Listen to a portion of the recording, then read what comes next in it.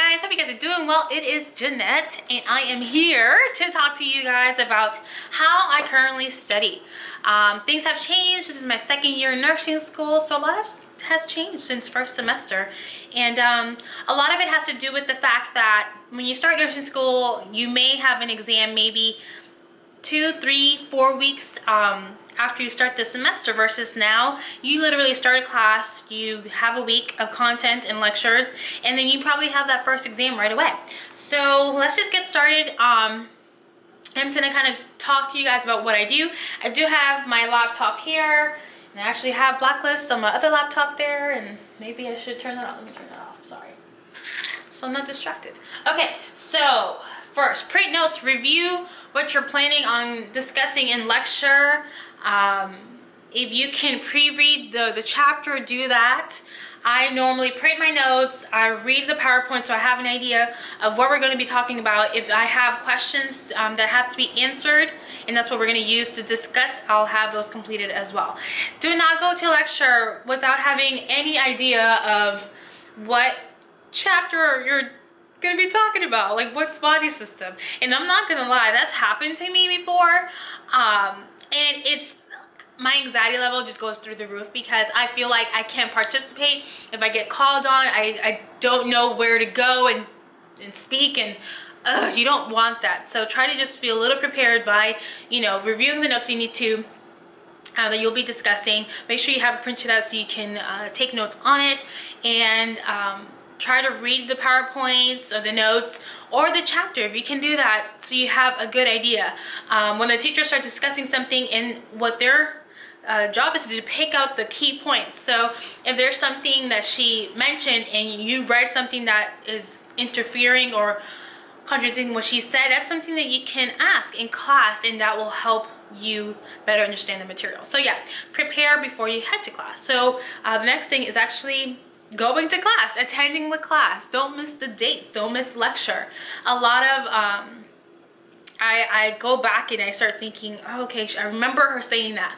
That was the day that she got on the floor and showed me how this child with this illness would get up. Stuff like that. So that helps me. So attend class, and if you need to drink coffee, drink coffee. That's what I do. Some days you can tell when I'm less engaged, I may not have had coffee yet, or just attend class, be attentive. Don't attend class and then start daydreaming, because that defeats the purpose of learning in the classroom and listening and participating. Okay. This was beneficial for me in MedSurg 1, recording lectures. I have not recorded lectures during this semester. I just finished a pediatrics class. I didn't listen to any lectures. I didn't even record them, but some of my classmates did. So if you have long drives, go ahead and still record a lecture. Obviously ask permission if you can do so, and use that. You don't have to listen to the entire lecture. Let's say if you're studying and you realize, I just really don't understand this concept or this illness, or what am I looking for here, you can pull up that recording and, you know, do fast forward and find that spot, and maybe listening to it a second time will help you clarify some questions that you have when you're actually starting to study. Okay. Let's see. So when you're in class, I've mentioned I have my pen, my purple pen, I have my highlighters, and I literally have my book here. I have, I don't know if I'm taking laptop notes or written notes. I have my notes in front of me, and I have my little, and I've showed you this before, I don't have it, but like my little pencil case where you can sit it up and it has all my colors or whatever, and I have that there. And I normally take an entire table for myself. My classmates know that I like to take my space, and I'll probably have my cup of coffee, and I just have a system. So if you can set up a system, that'd be great. So normally I have my book here, and as lecture goes by, on all my notes, I try to put page numbers, table numbers, figure numbers, and I'll write it in my notes, but I also will turn to that page and highlight it. This helps when you're studying and you're in that chapter. Let's say you're flipping through looking for one topic that you're trying to just further read, but then you notice that you have a huge table that you highlight, and like, oh, okay, to me that's another reminder there is something on that page I need to review because it was discussed in class. Okay, so you take notes, the highlighting, the book, the page numbers, the table numbers, put stars, I mean big stars, where the teacher's like, you may want to take a look at table 21-3, hint, hint, and I'm like, got it. And I go to the book, I highlight it, I go to my notes, and my page numbers are in pink. Whether the text, if I type, it's in pink, or I'll get a pink highlighter and I'll do that. My drugs may be in pink, or drug categories in orange, just so I can visually see, you know, what I need to pay a little more attention to. So that's that. Okay, so when I know there's an exam coming up, so for the most part, I've already read the PowerPoints, I went to class, I took notes, I highlighted the stuff in the book, and my first run through, whether it's with classmates or not, is rereading all sections of my notes. And that's just to get like some early content kind of coming back in my head.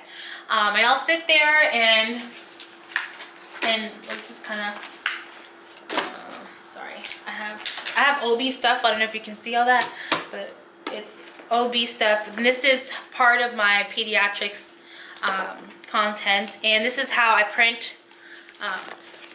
You can't really tell. There you go.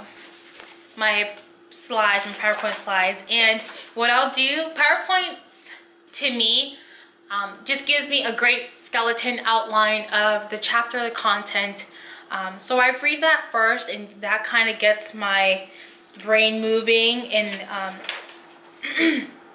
and I'll also look if I have stars or highlights on that specific slide. So I'll do that. Then I'll look at my, let's see. This is an example of a page. I don't know if you can tell. So you see pink, purple, the text, page numbers, little clouds with the table that I need to look at. And that's kind of like what my notes look like. I like having stuff typed, and then I like actually going, as class goes by, I'll add my notes, and I'll look here that says example table 1-3, and we're talking about childhood mortality. So, and I'll know here I put the page number, page 7. This really saves you a lot of time. Like, and I tell like my friends, I'm like, how do you do notes without referencing a page number? Do you know how much time it takes to open the book, go to the back, find it, get the page number, then flip? Ugh. So that's why I love including page numbers in my notes, so I know where that topic is, you know? Ugh. Anyways, enough about that. So, okay, I read the PowerPoint, then I go to the notes that I took in class, and I literally read it. And I pay attention to anything that's highlighted. If I need to read something in the book, then I do that.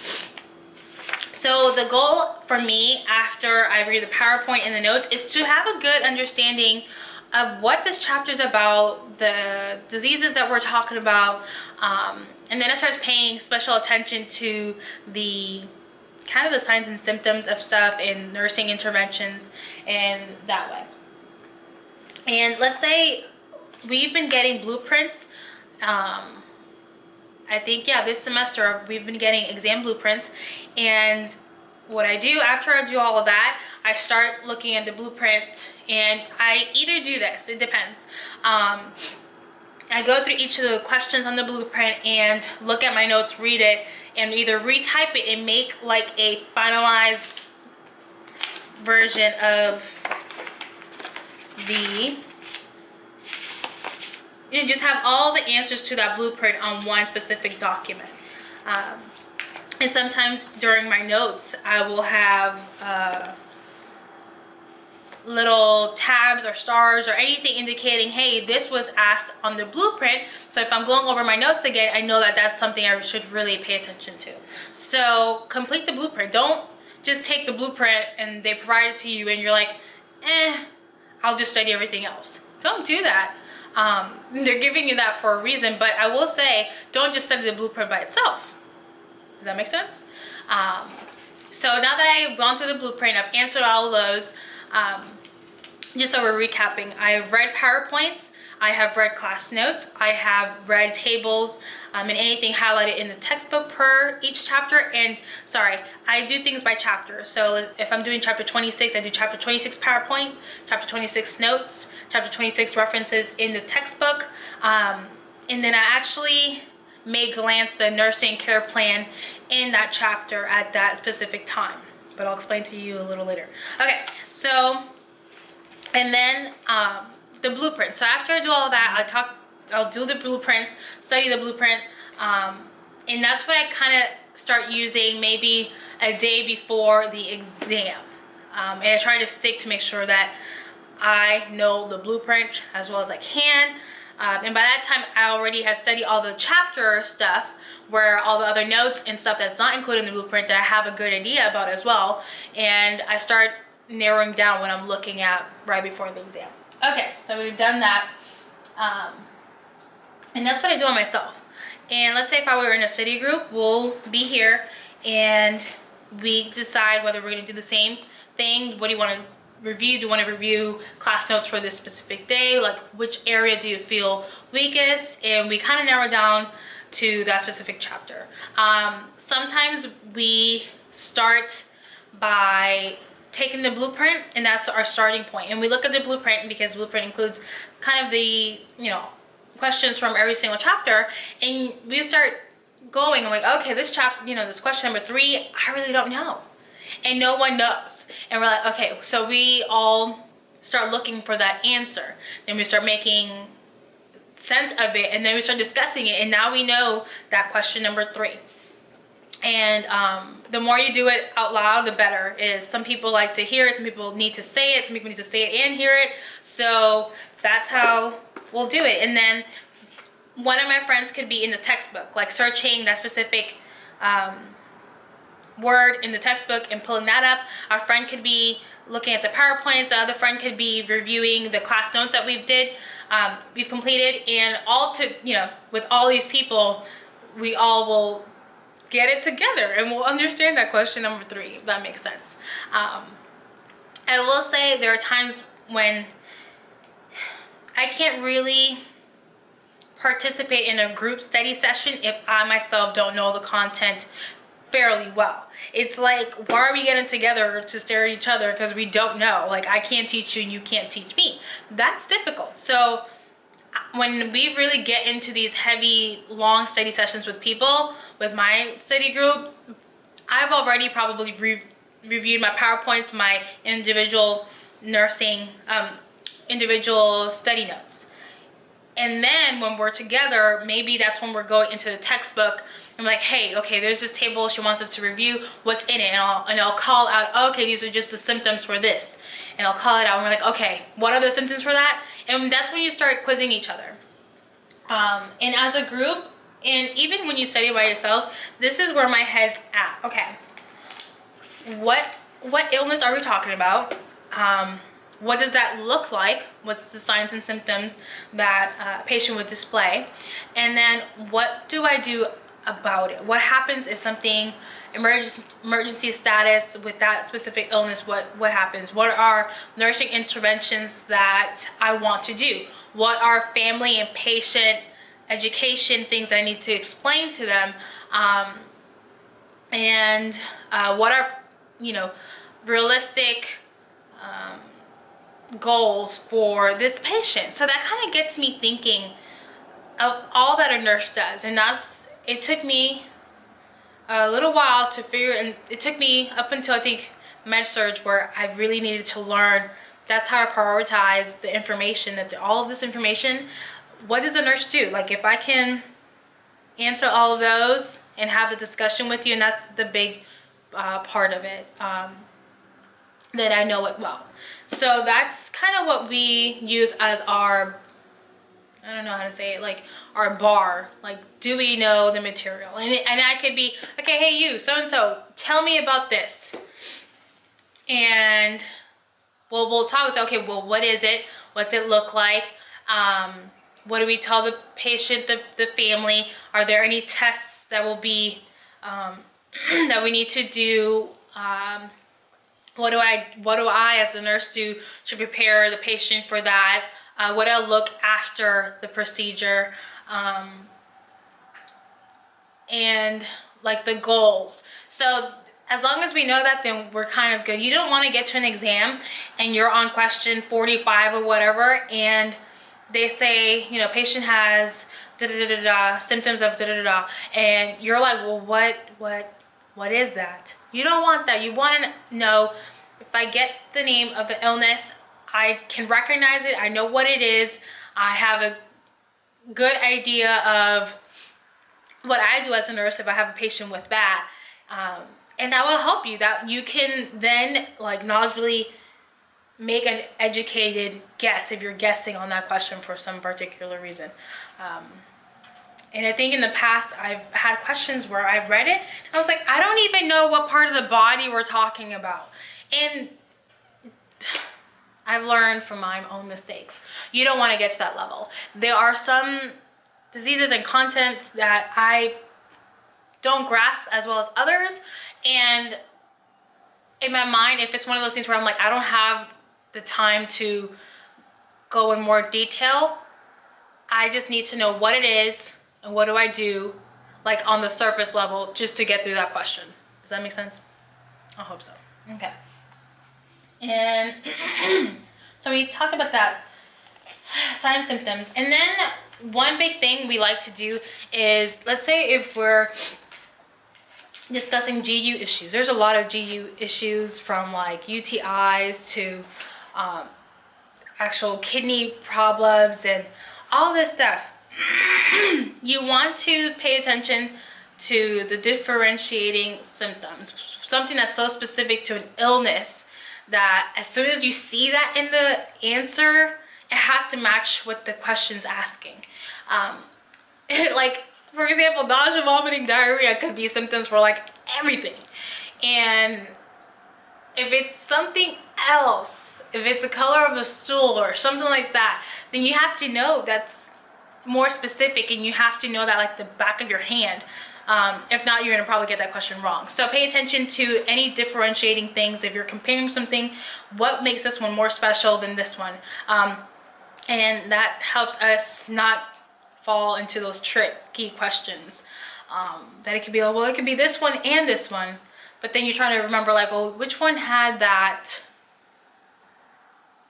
one symptom that I just can't recall, you know, like try not to do that. So if you can just pay attention, compare, make mnemonics that make you remember that this one right here has a special one additional symptom than this one. They're the same, but there's one, you know, specific symptom that this one has. So mnemonics are great.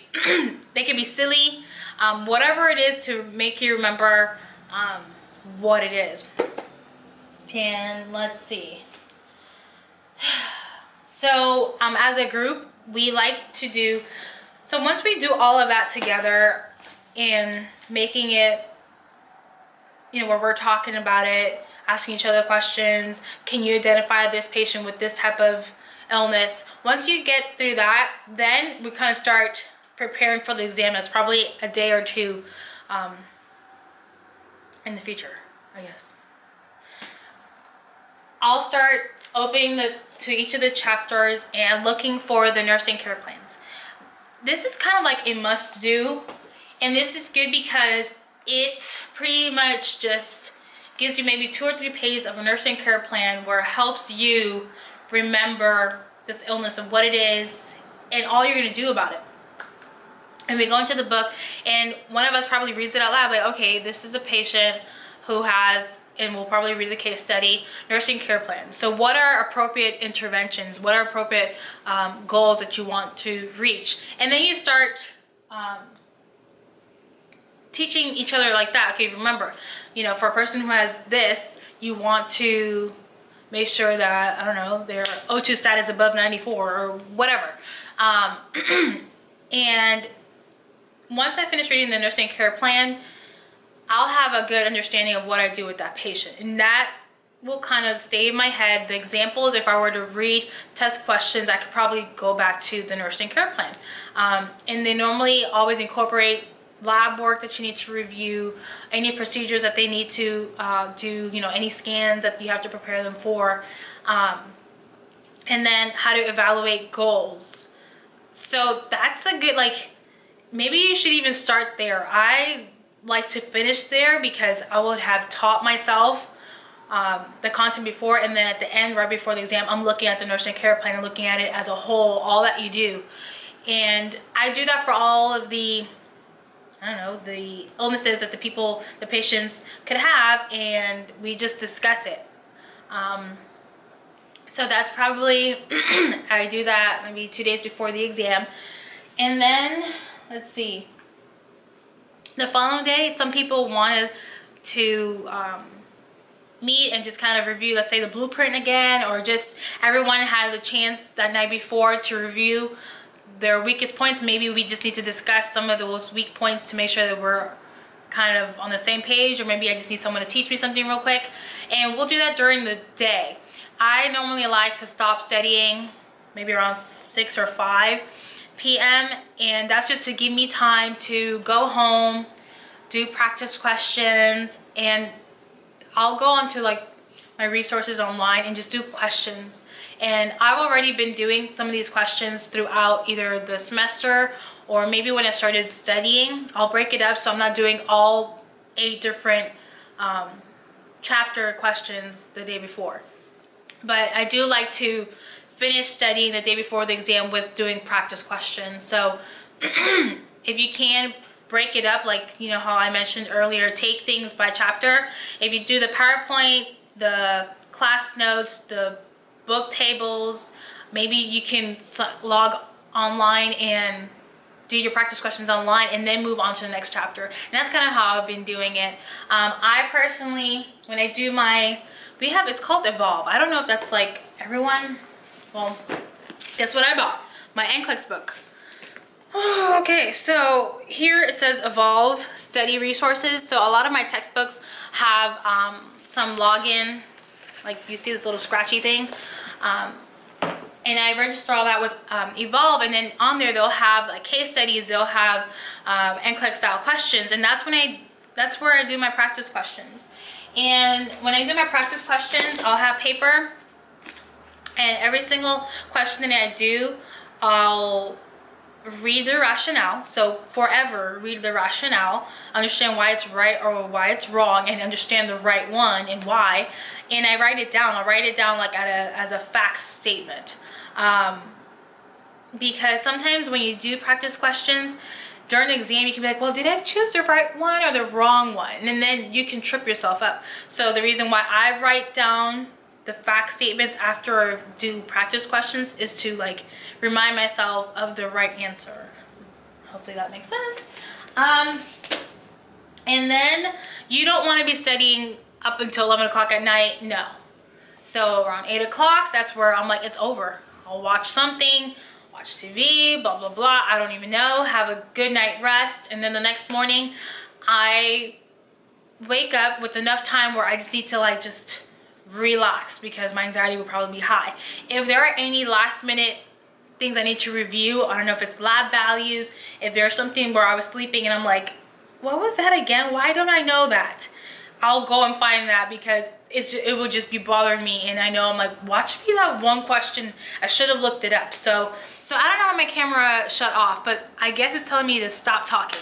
Anyway, so I take the morning to just review any last minute things, and I try to stay calm. I try to eat something light because I don't want to be, take my test and I'm like, oh, I'm hungry. And if I drink coffee, I try not to drink a lot of it because I don't want to get in the middle of an exam and I'm like, I gotta go to the bathroom, and we can't do that. Okay, so then let's see how I take my exam. I literally sit there. I try not to talk to anyone. I close my eyes. I start praying. I make sure that I have everything in front of me, my Scantron, my earplugs. I wear earplugs. Highlighter to highlight any keywords or underline. I have a few pencils. I try not to bring erasers, but maybe one of my pencils may have an eraser because don't change your answers. Like, go with your gut. And an index card to cover my 4 questions. So I'll cover it and I'll read the question. I'm like, okay, and then I start thinking, like, okay, we're looking for something about infection. And then I start looking 1, 2, 3, 4. Do not make your decision like 1, 2, oh, infection, B. Don't do that because you have to evaluate all of them. And then I'm like, okay, I can take off these 2. Okay, so it's A or B. And I knew, you know, I had to do something with infection, and that's the one. So I do true, false. Is this true, false, true? Okay, I do a little check mark. Not where it says A, B, C, D on the end of it. And then I'll do B. Is that wrong? No, I scratch off the entire line, C, D. And for the most part, I can always, and I'm telling you, I can always eliminate 2 and have 2 to choose from. And that's why when I use the index card to cover my 4 options, it allows me time to recall this illness or whatever it is and make up what the answer should be. So I'm not flustered when I'm seeing, you know, down to the 2 and I'm like, oh, which one is it? And I already had thought infection, so I'm like, okay, B it is. It's infection. And I try to take the entire time. I'm not that person. I'm probably the last one to almost finish the exams, but I take the entire time. I have a watch on, and I make sure I look, and if at one point I think it's about to be over, I ask for updates. Some teachers give you, okay, 15-minute warning. Some people don't, and I'm like, I don't want to stress myself, so I ask how much time is left. I make sure that I'm moving at a good pace.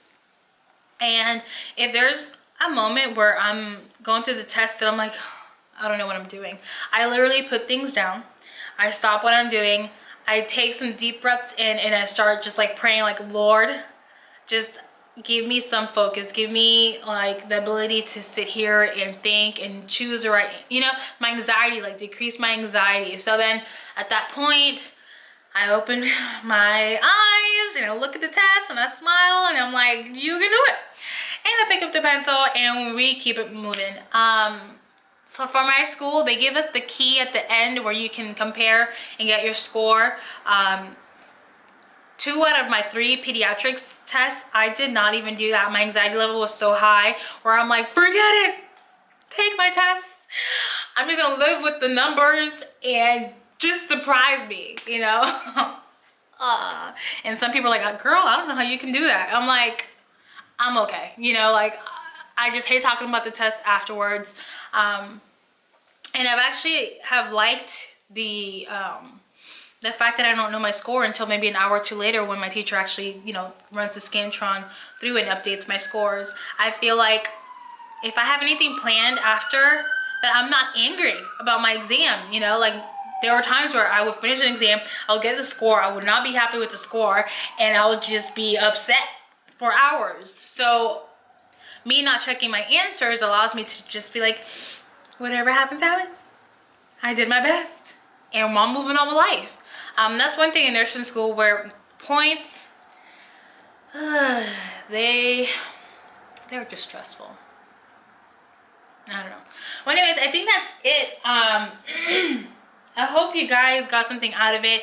That is literally what I do. I like spending time alone, reviewing the stuff, and then I like to get in a group setting and just start talking and asking questions.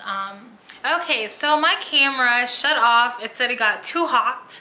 So I guess this is it. Hopefully you guys got something out of it. Don't forget to comment, like, and subscribe. And if you have any questions, just let me know.